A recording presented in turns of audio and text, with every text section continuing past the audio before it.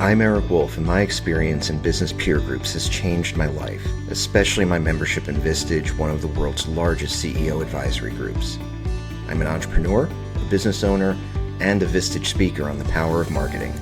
This podcast is dedicated to the people who make those experiences possible, the peer group chairs. Every episode, I interview a Vistage chair who has dedicated their time to helping entrepreneurs like me succeed.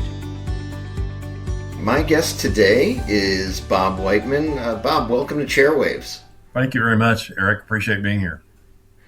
So Bob is a Vistage chair from the Dallas, Texas area, and you have a number of groups, 2 CE groups, a key group, an advanced leadership group, and a trusted advisor group. That's a lot of folks to manage. It is.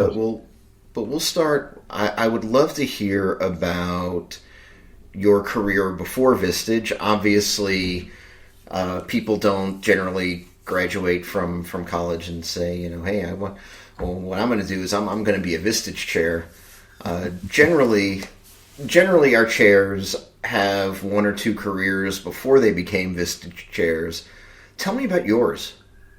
Well, I grew up in the banking industry, and counting the 2 years I was a teller while I was in college and a part-time job, I had almost 40 years of experience in banking.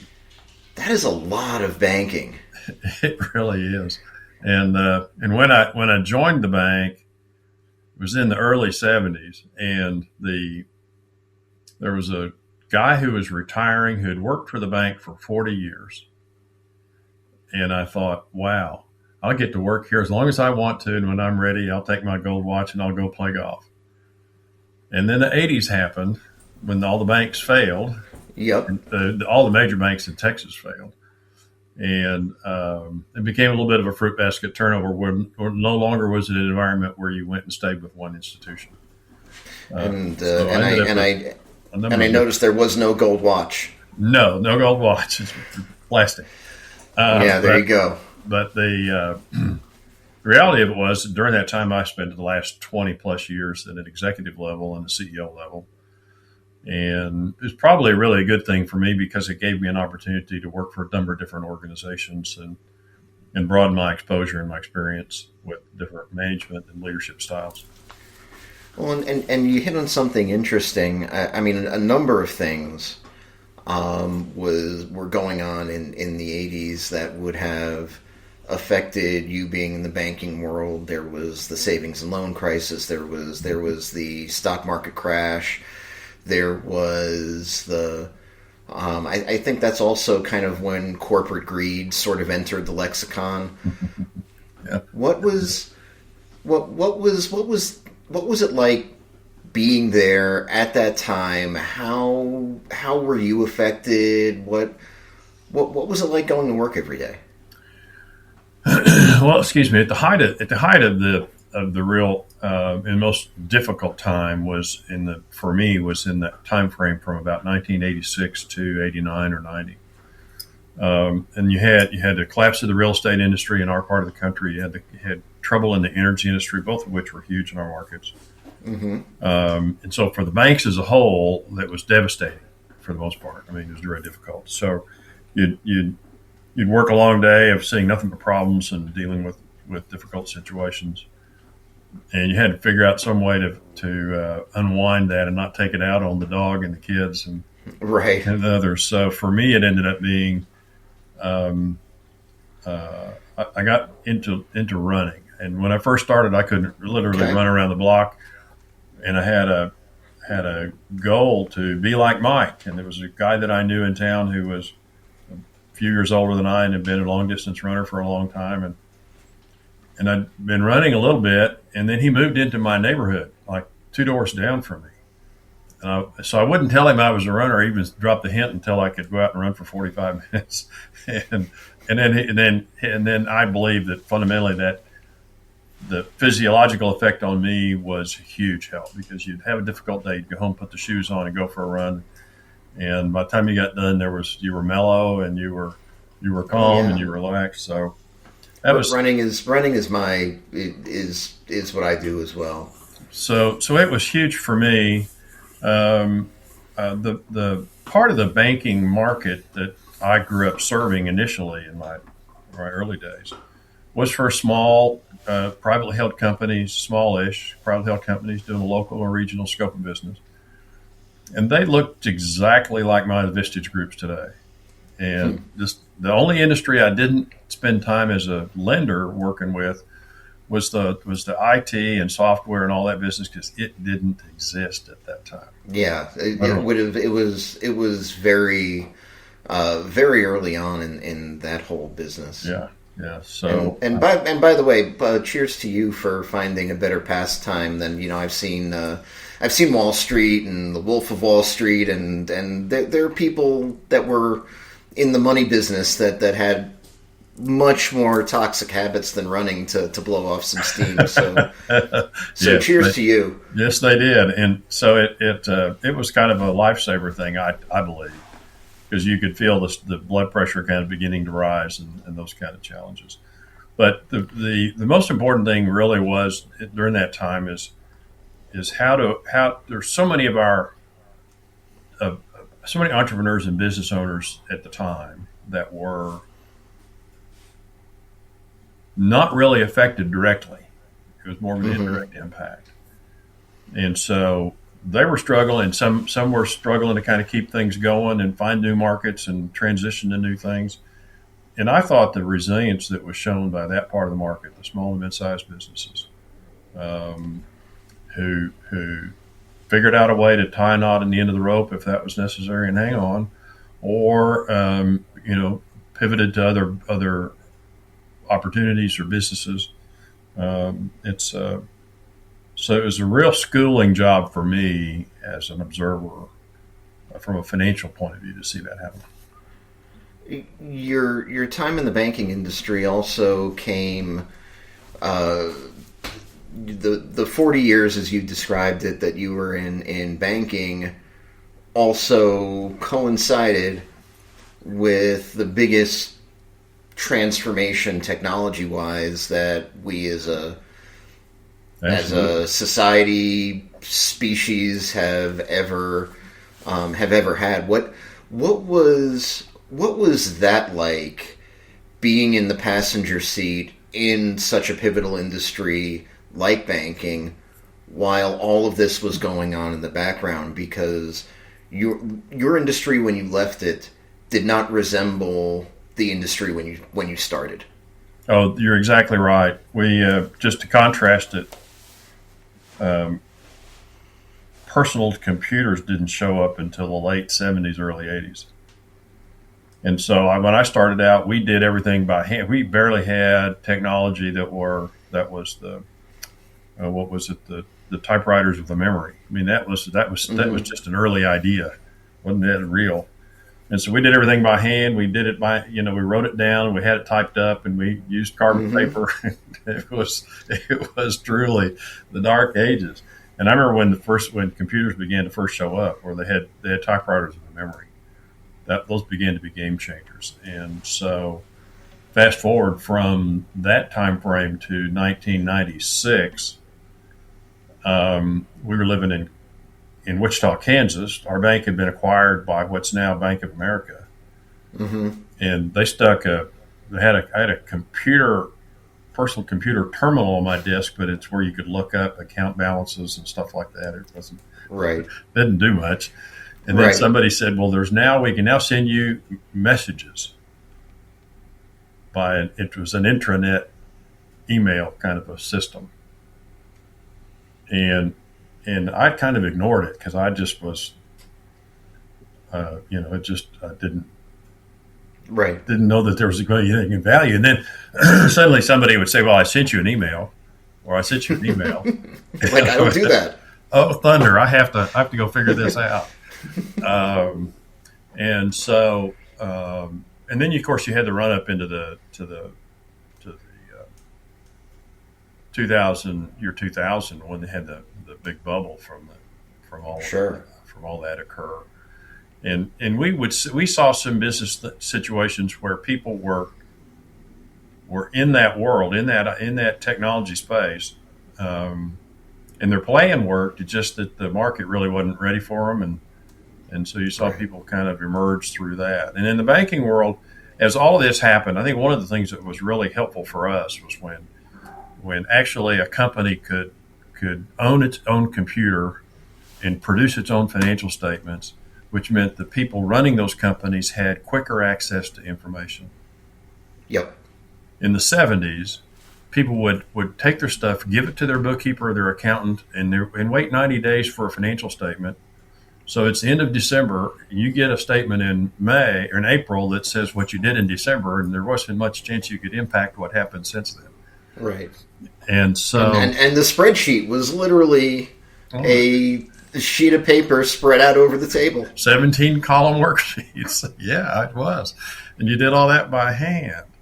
So I think one of the things that helped the business industry was, or the banking industry in particular, was the technology gave us the ability to see data quicker, and it could be data that was useful in terms of how you underwrite loan transactions or how you help a customer or how you help a client or you do a transaction. And that translated down into the business segment. The guys who figured it, it's a bit like AI is today, I believe. And that is for the people who figure it out or to take the time to try to get into it, they'll have some great advantages over those who don't. Oh, absolutely. Computers are exactly the same way.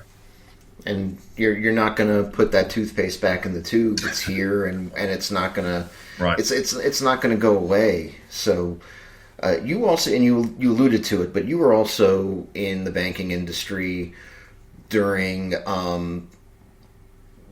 sort of the birth of all of this consolidation of the local and regional banks.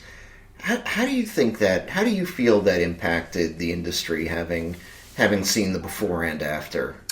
Wow, that's a broad question. On some levels, the consolidation took a lot of competitors out of the equation, and in some cases, and now have created a real lopsided environment in the banking world, where the biggest percentage of deposits are controlled by the really small number of financial institutions. And now the federal government has given them a little editorial comment. The federal government has established those institutions as too big to fail, which means they're guaranteeing 100% of their deposits. But they don't do that for all the other banks.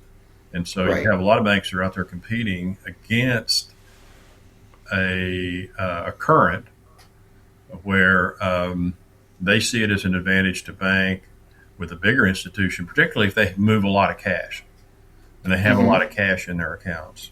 Because and a lot of businesses have a lot more cash than people would think. But so if they're nervous at all, then they're going to do that. So I think that the consolidation has on some levels reduce the competitiveness for the benefit that would have been to the benefit of smaller companies. Because the bigger the institution, the more they homogenize the way they underwrite credits, and you either fit their deal or you don't. Smaller institutions will work with you to kind of custom create your banking answer, the answer to your banking question. So I think there's give you a toaster also when you signed up. Oh yeah, and so we've got a banker in one of my groups, and he has a very successful community bank in one of the suburbs on the north side of town, and all those banks today can do everything the big banks can because all of their whistles and bells can be used in a small bank as a big bank. And so one of my members was frustrated. They're a contractor. They deal in some large size checks. They were dealing with one of the big mega banks and were frustrated that when they would get a wire transfer, when they get money in that paid, and these are $1 million checks or higher because they're big projects, right? And they get a check that would come in, and the bank it went into would put some sort of a hold on it because they could, and then they couldn't get the cash that they needed to pay their vendors and their suppliers and those that they owed money on those contracts. And there was no one even to call. He couldn't call anybody that would give him an exception to help him out. And I said, well, you don't have to do that. I can introduce you to my banker over here who, if you need something, you'll have his personal cell phone. And it used to be that, most people nowadays don't know who they don't know their banker. That's Right. not a person in their virtual Rolodex, so to speak, You're and exactly that's, right. You're it's exactly right. really interesting. So, how did you transition from banking to Vistage? Where did Vistage fit in, and how did that pop up? That's a great question. So the first time one of the things I did in my background in banking was I started a bank, got a group together, and we started our own bank from scratch. And Nice. and I had a Vistage chair come and see me, and it was a guy that I'd known for some time. I didn't know what Vistage was, so I didn't know that's what he was doing.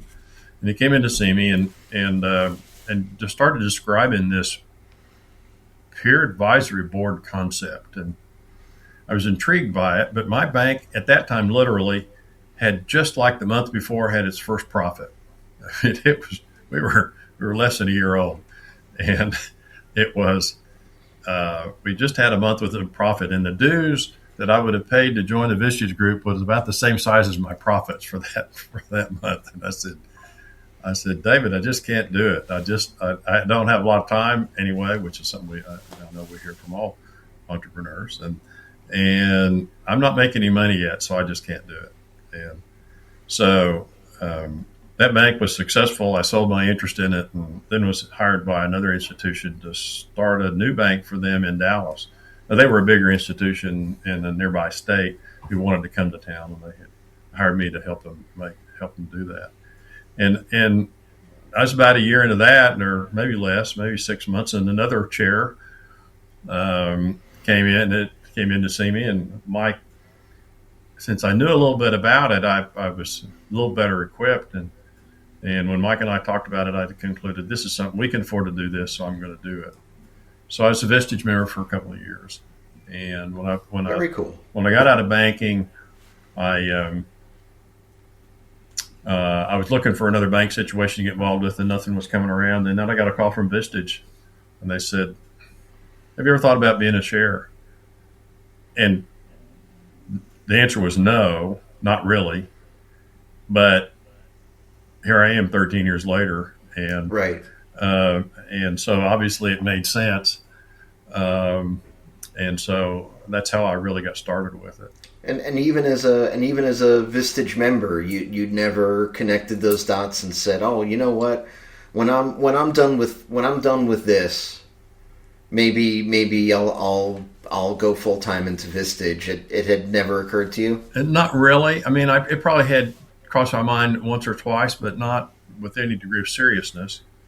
And I can tell you that, having been a Vistage member, my biggest wish, looking backwards, was that we had a knowledge of Vistage peer groups. They were around. We didn't know anything about them. Right. That would have, because I think of all the customers I served as a banker who would have benefited from being involved in a peer advisory group.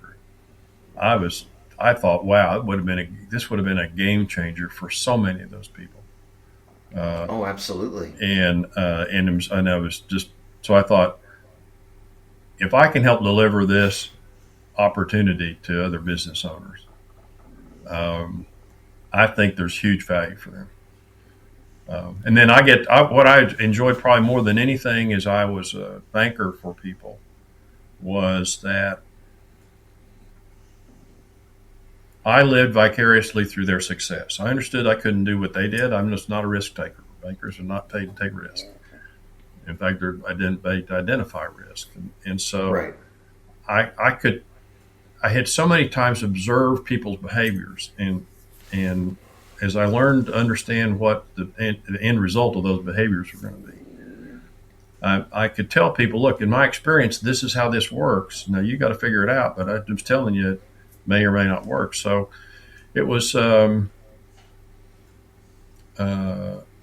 was, that's the kind of relationship I had with my clients and customers at the time. Really good, strong working relationship. I provided financial capital, and in Vistage, I provide intellectual capital. And it's not me; it's the rest of the room that provides that capital, and you know that. When you were a member, what was the big thing that being a member taught you? What was the biggest takeaway that you had from that time? Oh, that's pretty easy. One of the things I wanted to get from being in the room. Well, I wanted to be in a room where I wasn't there because I was their banker. I Right. was there because I was a peer in a Right. different industry, but I was a peer. And the second thing, and the thing I really was after, is I wanted to learn how other leaders made decisions. I still have the opinion that if you put a room full of bankers, or put a bunch of bankers in a room around a table, and you tossed a problem in the middle of the room, and you said, you all discuss it and come up with a solution, they would have all approached it from the exact same way. Very little difference. Absolutely, yeah. And that's not a criticism. It's just that's the way we were trained. That's the way we thought. So what I loved almost immediately from getting in as a member is to hear how people thought through decision making processes, which were so very different and include way more than just the numbers analysis. Oh, absolutely.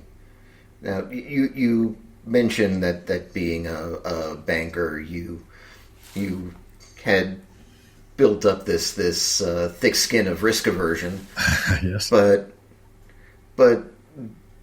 taking the plunge to becoming a Vistage chair, that's not an easy road. No. That's not a that's not like a bloop single or something. You've got that is a risky proposition to take that on. What was the inner dialogue like when you were released into the wild to build your first group?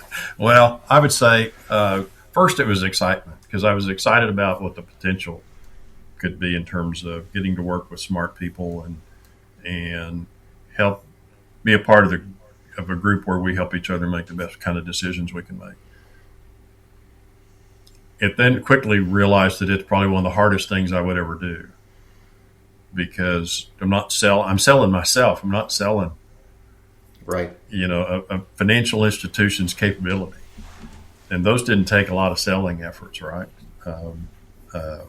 So they did. When I said, hi, I'm from Republic Bank, people knew Republic Bank. I'm from Vistage, and they say, what's a Vistage? Exactly. While our brand has become a lot more well-known, 13, 14 years ago, it was still not exceptionally well-known in the Dallas-Fort Worth area.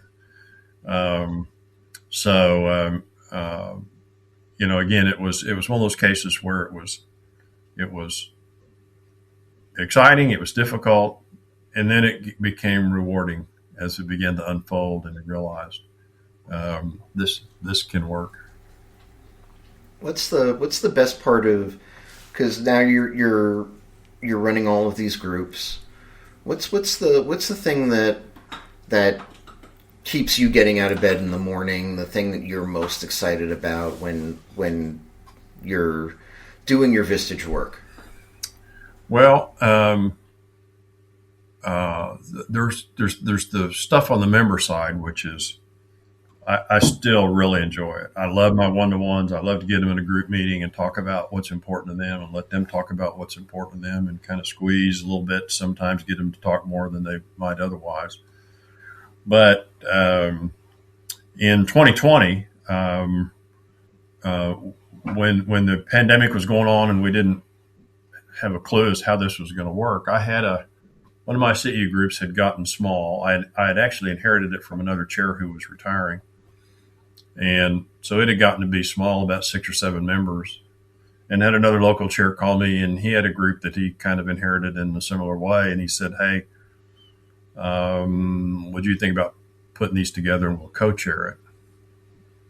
Long story short, we did. And now we actually co-chair 4 of those 5 groups that I mentioned that I have. And so that, I got to tell you, has made it a lot of fun. I would say it's an emerging trend. Mm-hmm.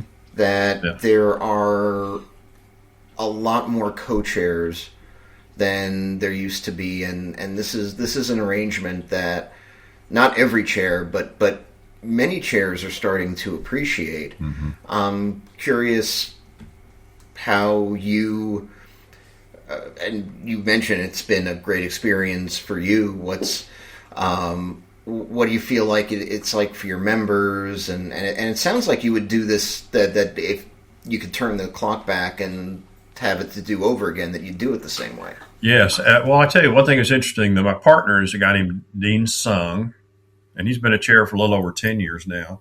And he was the very first chair in the Dallas-Fort Worth market to even bring up the topic of co-chairing. And so he has been doing it almost since he got started in his chair practice.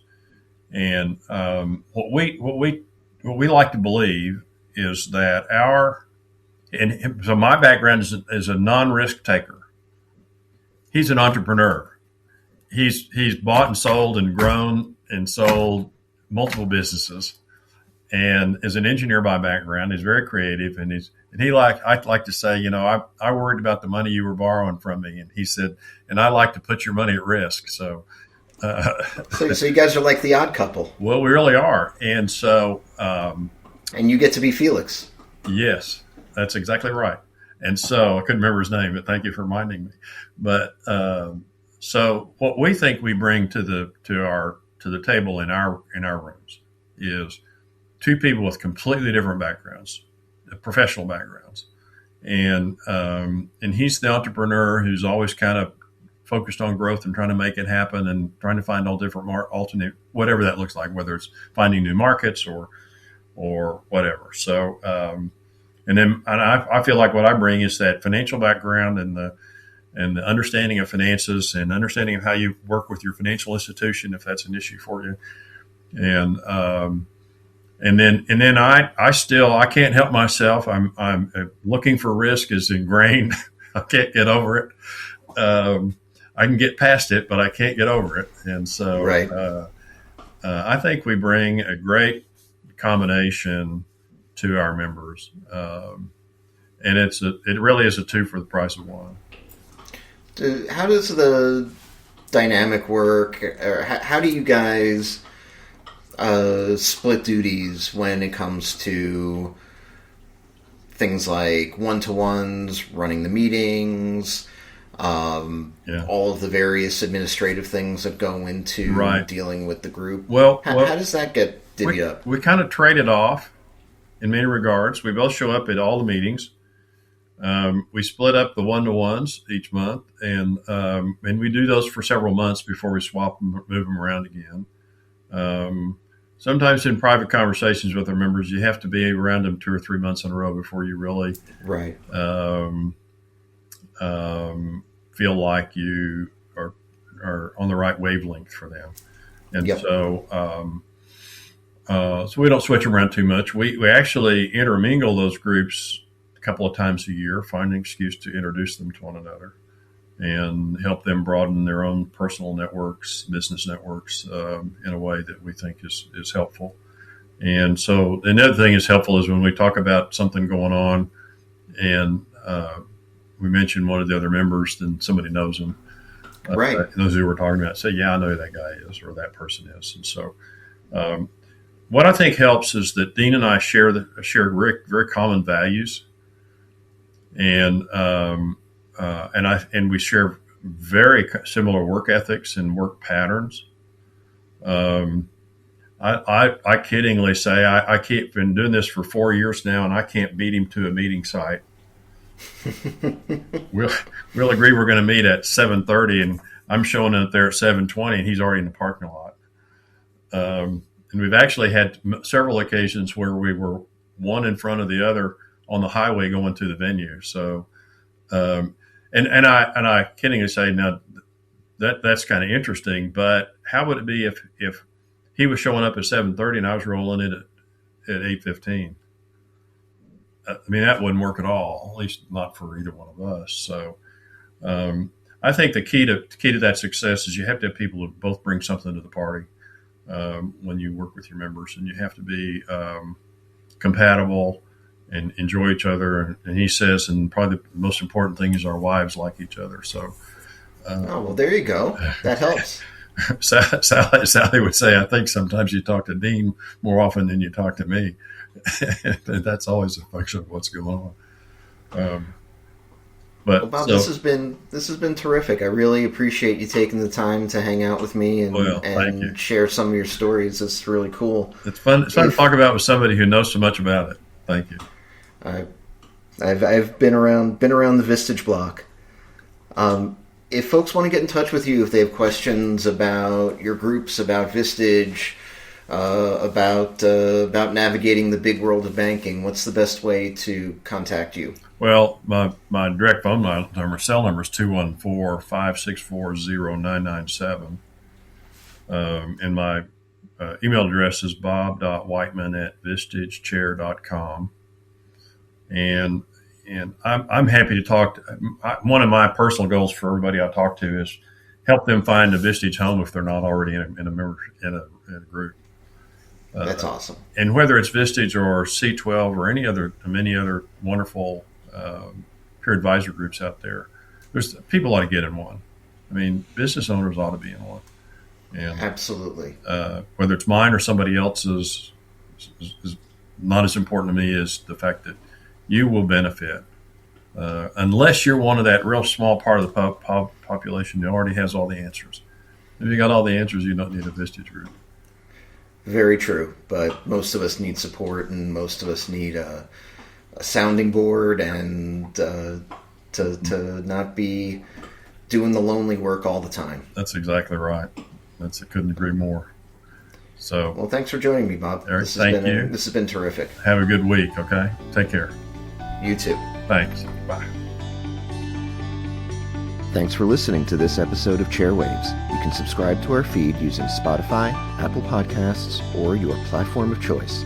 You can also visit chairwaves.com for more information. Chairwaves is hosted and produced by me, Eric Wolf, and to connect with me, you can visit my website at ewolf.live. That's EWOLF.live. And a disclaimer, while I love Vistage and CEO peer groups, this podcast is not owned by or affiliated with Vistage or any other peer organization. Thanks for listening.